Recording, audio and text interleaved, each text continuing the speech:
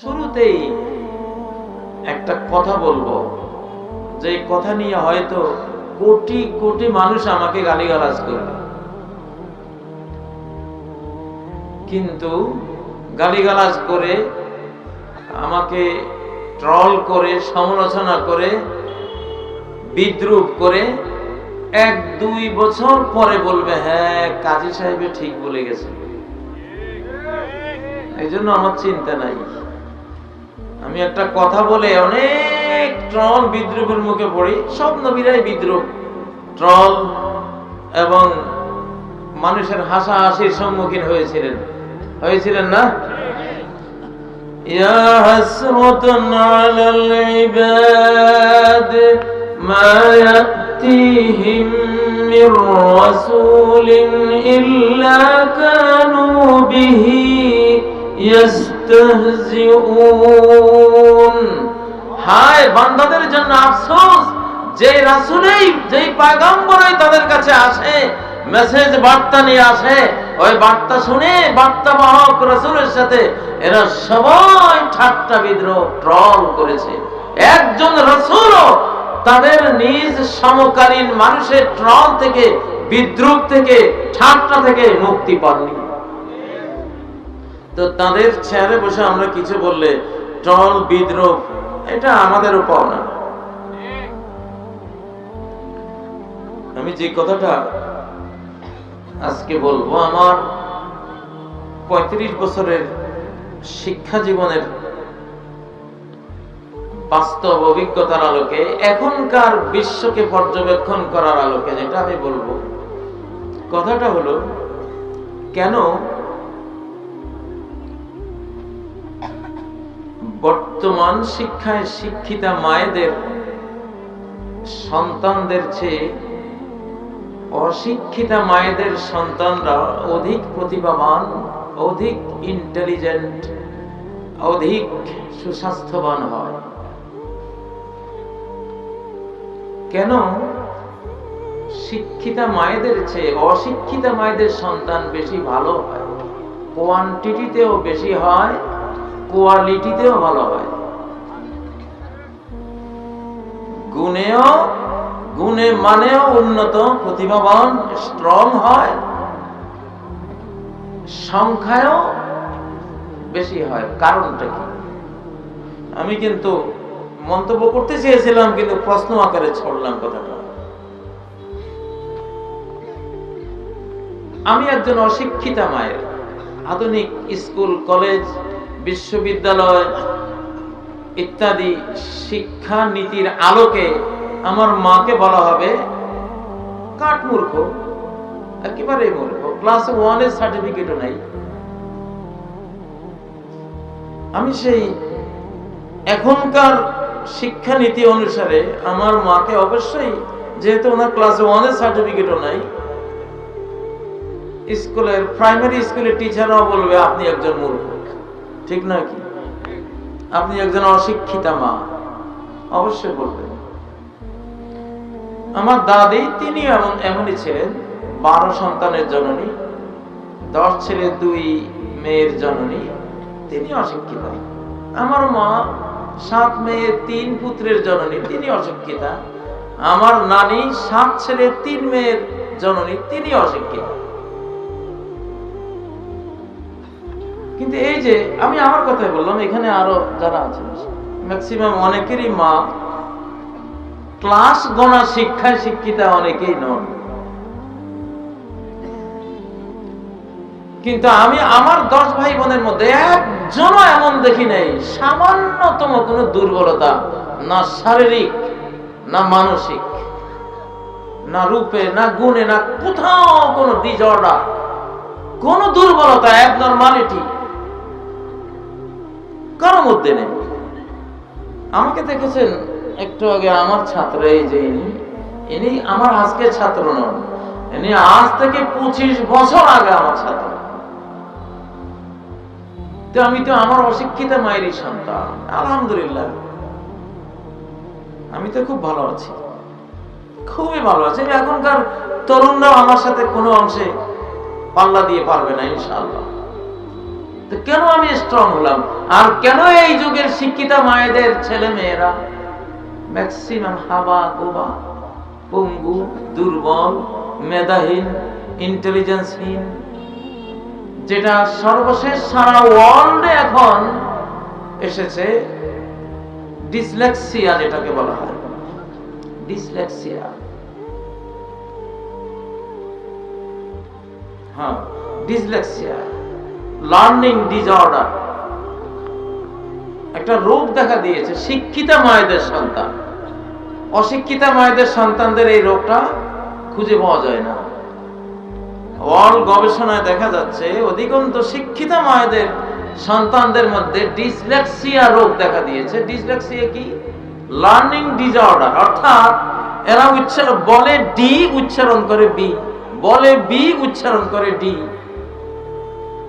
পরে P P P বললে ওরা এটাকে বলে টি। মানে একটা উচ্চারণ যেটা করতে বলা হয় ওটা করতে গিয়ে ডিসঅর্ডারের শিকার, ওটা পারে না।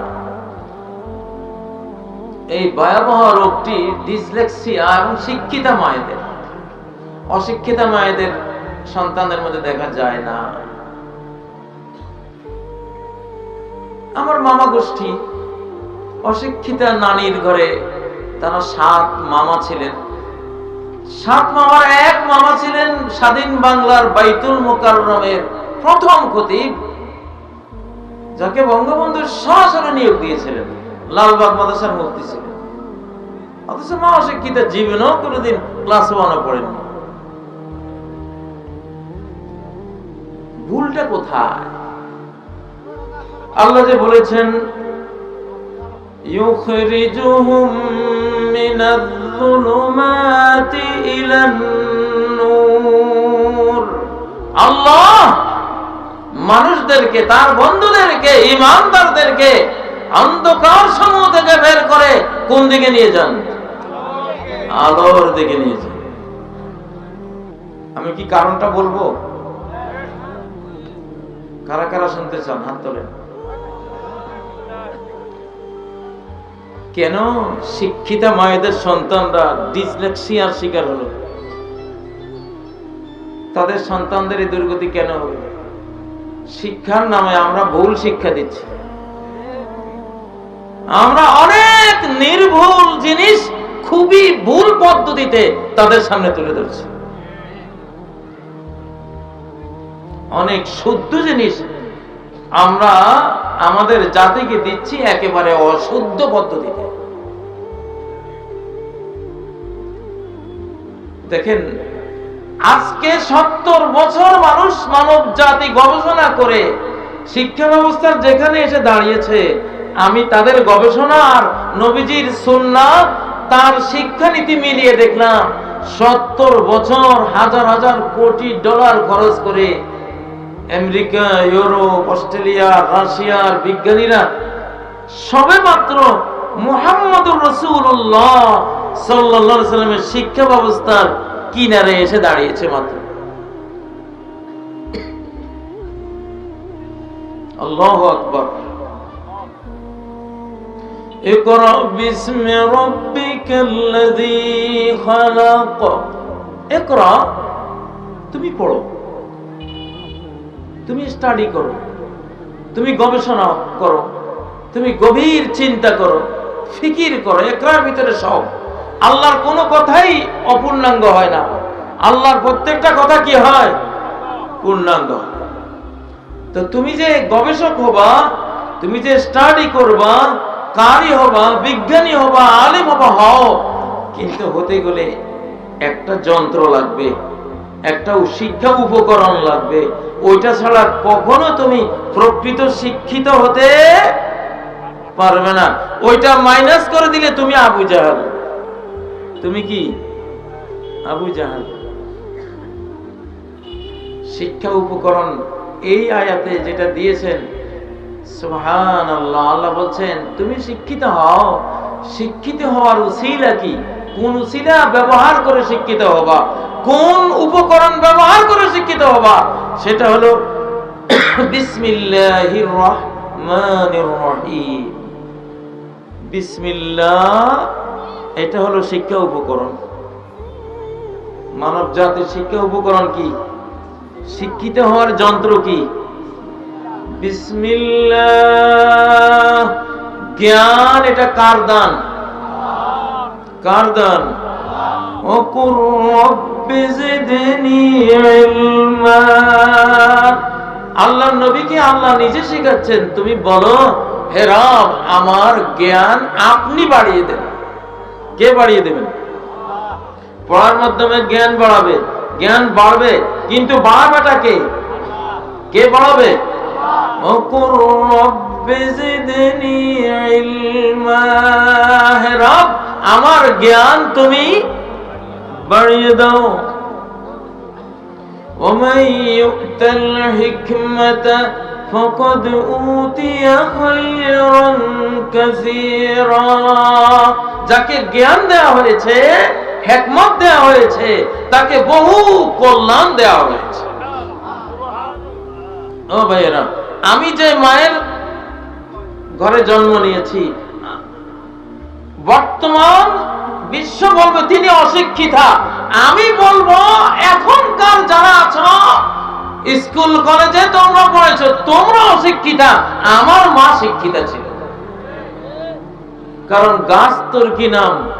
উত্তর কি? ফলে পরিচয়, ঠিক না? আমার মা অনেক ভালো শিক্ষিতা ছিলেন। আমার মা বলতে আমার মা না, মানে ওই যুগের মায়েরা, ওই যুগের মায়েরাই উচ্চ শিক্ষিতা ছিলেন, সুশিক্ষিতা ছিলেন, ঠিক নয় কি? ফলে পরিচয়। একজন মা 10টা সন্তান জন্ম দিয়েছেন, বাংলা বিখ্যাত এক একজন রয়্যাল বেঙ্গল টাইগার, এক একজন শিক্ষার আলো, শিক্ষার চন্দ্র সূর্য। তাহলে এই মাকে কি মূর্খ বলা যায়? এই মায়ে উচ্চ শিক্ষিতা ছিলেন। আমার মাকে তো আমি দেখেছি রাত 2টা বাজে 1:30 বাজে ঘুম থেকে জেগে সেই যে তেলাওয়াত তাহাজ্জুদ শুরু করতেন, ফজর পড়তেন, ফজর পড়ে ইশরাক পড়তেন, ওই বিছানায় বসে 8টা পর্যন্ত 1, 1.5, 2 পারা তেলাওয়াত করতেন। তেলাওয়াত করে সালাতুদ দুহা, চাষতের সালাত পড়তেন, তারপরে কাজ শুরু করতেন। মাগরিব এশা পর্যন্ত কাজ করে 10টা সন্তানকে ঘুম পাড়িয়ে তারপরে নিজে ঘুমোতে যেতেন। সুবহানাল্লাহ। এইরকম মায়েরা তো ছিল বাংলার ঘরে ঘরে, তখন নাকি? মহিলার শিক্ষা কি? সে সন্তান পালন করতে জানবে, সন্তানকে আদর স্নেহ দিতে শিখবে, এইটা তার বড় শিক্ষা, ঠিক না?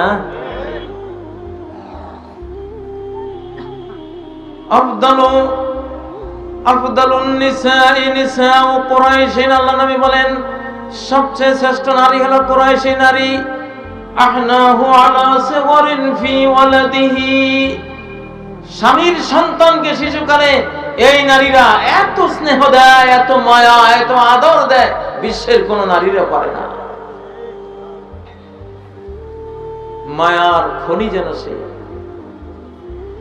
মায়ার খনি, স্নেহের খনি। আল্লাহু আকবার।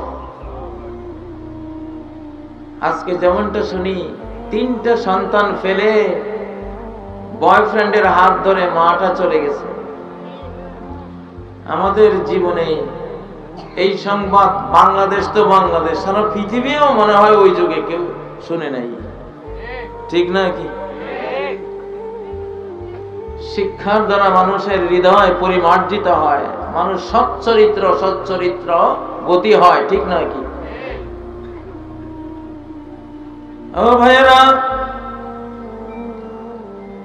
এই জন্য মা যদি ঘরে থাকে, মা যদি সতীত্ব রক্ষাকারিণী হয়ে থাকে, মা যদি এই কোরআন শেখে, মা যদি নবীজির কিছু হাদিস শেখেন, মা যদি কোরআনের 1-2 পারা মুখস্থ করতে পারেন, মা যদি সুন্দর করে সালাত পড়তে জানেন, মা যেমন গোলাপ ফুল হয়ে পৃথিবীতে এসেছেন,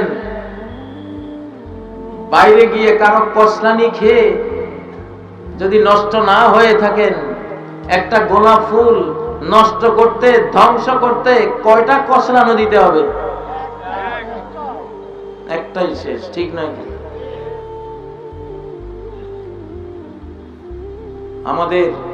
আমাদের মায়েদেরকে ঠিক মতো সূর্যও দেখতে পেত না, এতটা সেফ সাইডে ছিল। যে কোনো ইন্ডাস্ট্রি কাপড় উৎপাদন করে, কোন পণ্য উৎপাদন করে, একটা হাড়ি পাতিল উৎপাদন করে, গ্লাস উৎপাদন করে, সকল ইন্ডাস্ট্রিতে লেখা থাকে নো অ্যাডমিশন, প্রবেশাধিকার নাই, ঠিক না? বিনা অনুমতিতে প্রবেশ নিষেধ, কারণ এটা ইন্ডাস্ট্রি, এখানে আপনার প্রবেশের, যার তার প্রবেশের অধিকার এখানে নাই। 2 পয়সার জিনিস উৎপাদন করবা, সেখানে সাইনবোর্ড তৈরি করে দিলা নো অ্যাডমিশন, প্রবেশাধিকার নাই। তারপরে আবার দারোয়ান, পাহারাদার, আবার সশস্ত্র পাহারাদার, বন্দুকওয়ালা, ঠিক নাকি? 2 আনা 4 আনার জিনিস উৎপাদন করতে যদি কারখানাটাকে এত সেভ করতে হয়, নবী জন্ম হবে যে মায়ের গর্ভে, যে ইন্ডাস্ট্রিতে আলেমে দ্বীন আসবে, যে ইন্ডাস্ট্রিতে দেশের রাজা বাদশাহ আসবে, যে ইন্ডাস্ট্রিতে দেশের বিজ্ঞানী মহাজ্ঞানী গুণীরা আসবে, যে ইন্ডাস্ট্রিতে, তাকে কত বড় সেফটি দেওয়া দরকার, কত বড় হেফাজত করা দরকার, কত বড় সেফ জোনে তাকে রাখা দরকার, ঠিক নয় কি? এই সেফ জোনটা 2টা 3টা জায়গা পৃথিবীতে মায়ের সেফ জোন ইসলাম বলছে। বাইতু আবিহা, তার বাবার বাড়ি। 2 বাইতু যাওজিহা, স্বামীর বাড়ি। 3 বাইতু কবরিহা, আর কোন জায়গা নাই, কবর। নারী জাতির সেফ জোন তার বাবার বাড়ি, অথবা তার স্বামীর বাড়ি, আর অথবা কি কবর বাড়ি। হযরত ফাতেমা রাদিয়াল্লাহু তাআলা আনহা বলেছিলেন, আমাদের মায়েরা এরকমই সেফ ছিলেন, শয়তান তাদেরকে বাইরে নিয়ে গেছে, বাইরে নিয়ে যে শিক্ষা দিয়েছে কুশিক্ষা, কোন চরিত্র বলতে কিছুই রাখে নাই, চরিত্র বলতে কিছুই রাখে নাই। আল্লাহু আকবার, আল্লাহু আকবার। ও ভাইরা, মারিয়াম বিশ্বনেত্রী, বিশ্ব নারীদের মডেল। কিয়ামত পর্যন্ত সকল নারী জাতির যে কয়েকজন নারী মডেল নারী, অনুসরণীয় নারী, তার মধ্যে অন্যতম কে? মারিয়াম। তার নামে সূরা আছে না নাই? মডেল হয়েছিলেন কি কারণে? জাতিসংঘ পুরস্কার প্রাপ্ত, এমএ পাস, ডক্টরেট ডিগ্রি। কি ডিগ্রি? ومريم ابنة عمران التي أحصنت فرجها। ইমরানের কন্যা মারিয়াম, যে তার চরিত্রকে হেফাজত করেছিল। আল্লাহু আকবার। একজন মায়ের জন্য এটাই হলো চরিত্রের শিক্ষাটাই নারী জাতির এম এর ডিগ্রি, ডক্টরেট ডিগ্রি চাও, হাজার লক্ষ কোটি গুণ বড় ডিগ্রি হলো তার চরিত্রের ডিগ্রিটা, ঠিক নাকি? এমন শিক্ষায় দিলারে বাবা, স্কুল কলেজ ইউনিভার্সিটিতে নিয়ে একেবারে চরিত্রের চও নাই।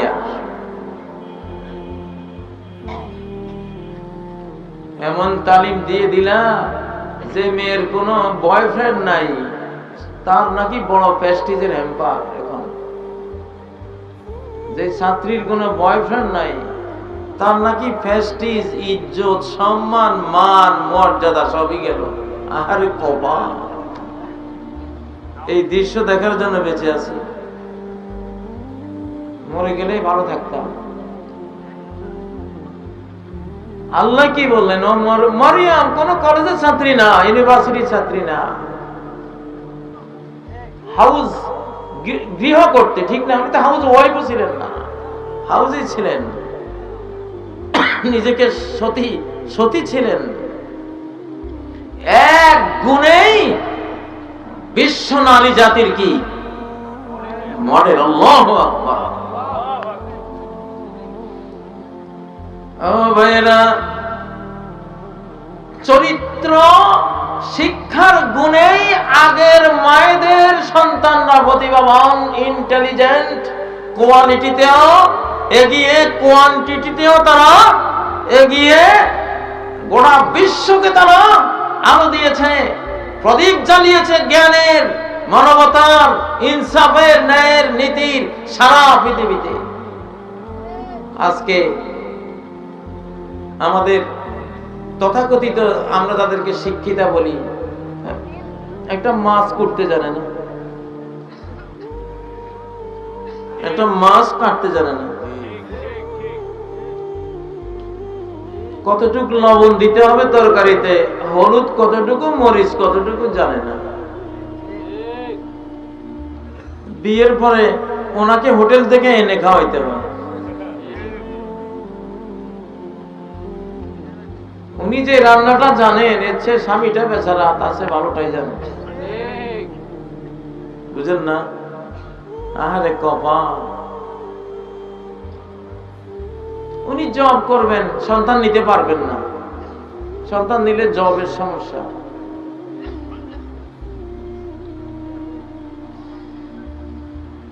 জবের সমস্যা হবে, সন্তান নেবেন না।